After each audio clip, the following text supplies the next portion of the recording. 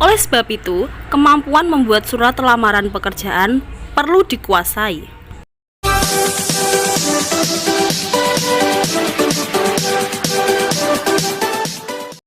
Ada dua hal penting yang harus ada dan dibawa saat kita melamar pekerjaan. Pertama adalah surat lamaran kerja, kedua adalah daftar riwayat hidup atau kurikulum vitae.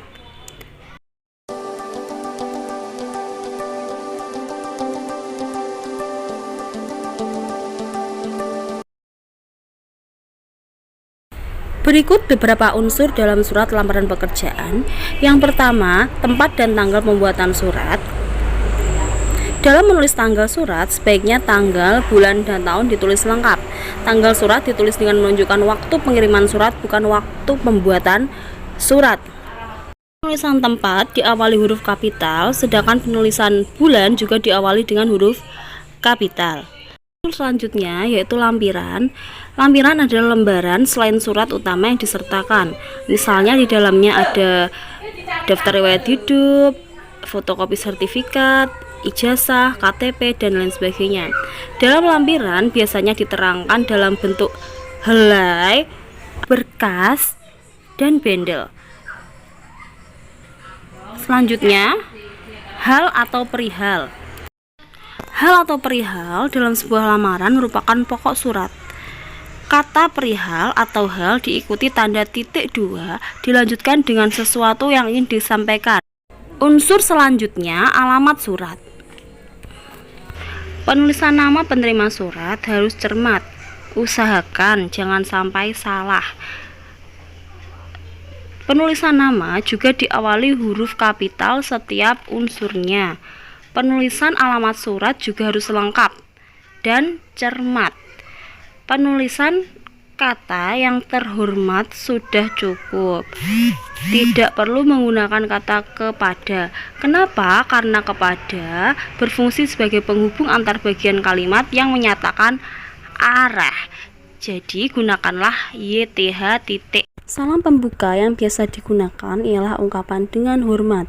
Selain itu, sering juga digunakan salam pembuka seperti Bapak atau Ibu yang kami hormati, atau pembuka lain yang disepakati dan dipahami masyarakat secara umum.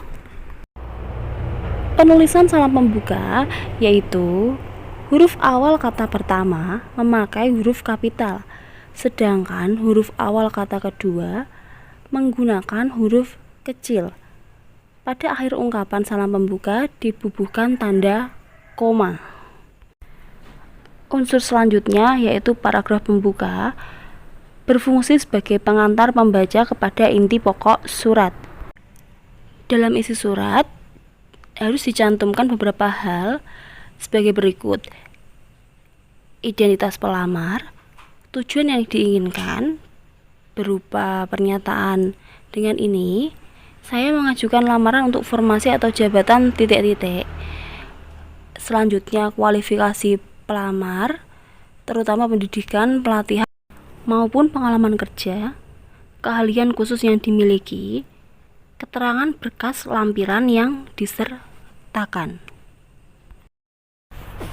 Paragraf penutup dianggap sebagai kunci isi surat atau penegasan surat.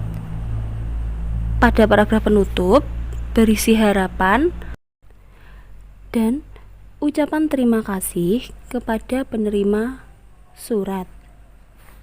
Terakhir, tanda tangan pengirim.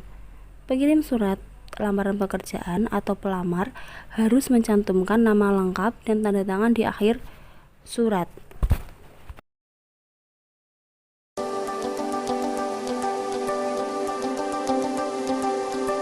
Ini dia contoh daftar riwayat hidupnya. Di sini ditampilkan data-data pribadi mengenai pelamar. Ada nama lengkap, tempat tanggal lahir, alamat, agama, jenis kelamin, status, nomor telepon, surat elektronik, riwayat pendidikan, pengalaman. Bisa pengalaman kerja, bisa pengalaman berorganisasi. Ya.